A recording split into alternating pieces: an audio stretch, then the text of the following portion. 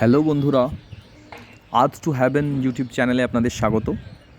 তো আজকের ভিডিওয় আমি আপনাদের জন্য নিয়ে এসেছি কিভাবে আপনারা বাড়িতেই কম খরচে এরকম সুন্দর বনসাইয়ের টব তৈরি করতে পারবেন। এই টবটা সিমেন্টের তৈরি এবং খুবই হালকা আর দেখতেও খুবই ন্যাচারাল। কি সুন্দর দেখুন, সেফ হয়ে আছে। তো চলুন দেরি না করে ভিডিওটা শুরু করি।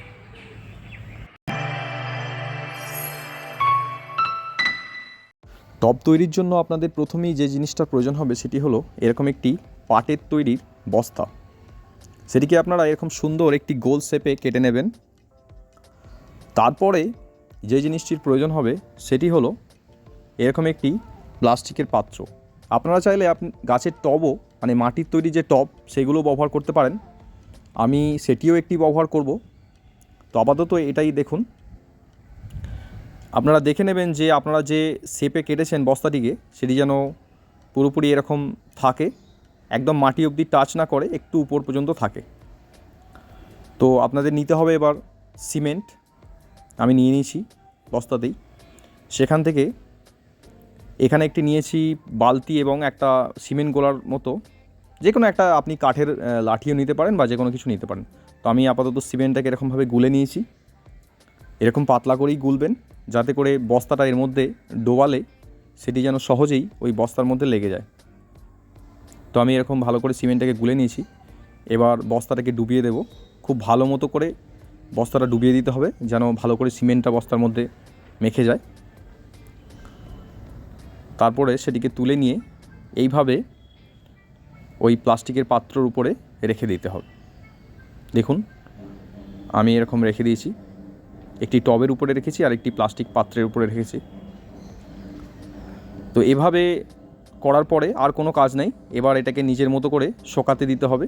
যখন শুকিয়ে যাবে তারপরে এটিকে আমরা খুলে নেব। দেখুন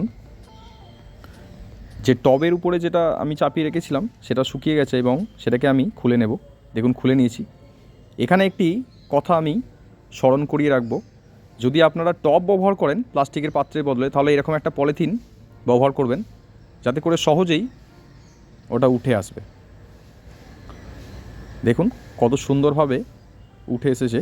এর উপরে আমাকে এখন অনেকবার সিমেন্টের প্রলেপ দিতে হবে, অন্তত 2-3 বার, যাতে করে এটাকে মজবুত তৈরি করা যায়। তো আমি এখন সেই কাজটাই করব। এরকম একটি রং করার ব্রাশ নিয়ে আপনারা পাতলা করে সিমেন্ট গুলে এইভাবে 2-3 বার লাগিয়ে দেবেন যাতে করে আপনার টবটি একেবারেই মজবুত হয়ে যাবে।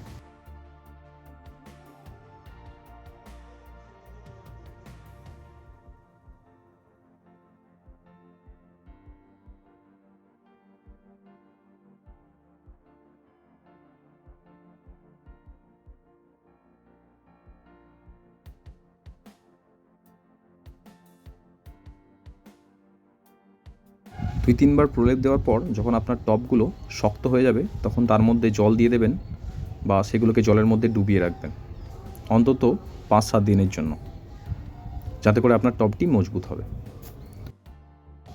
এরকম সুন্দর টব তৈরি করতে পারবেন। দেখুন আমি কালার করে দিয়েছি এবং টবগুলো বেশ সুন্দর লাগছে এবং তার মধ্যে এরকম বনসাই যদি আপনি বসান তো সেটা দেখতে খুবই ন্যাচারাল লাগবে।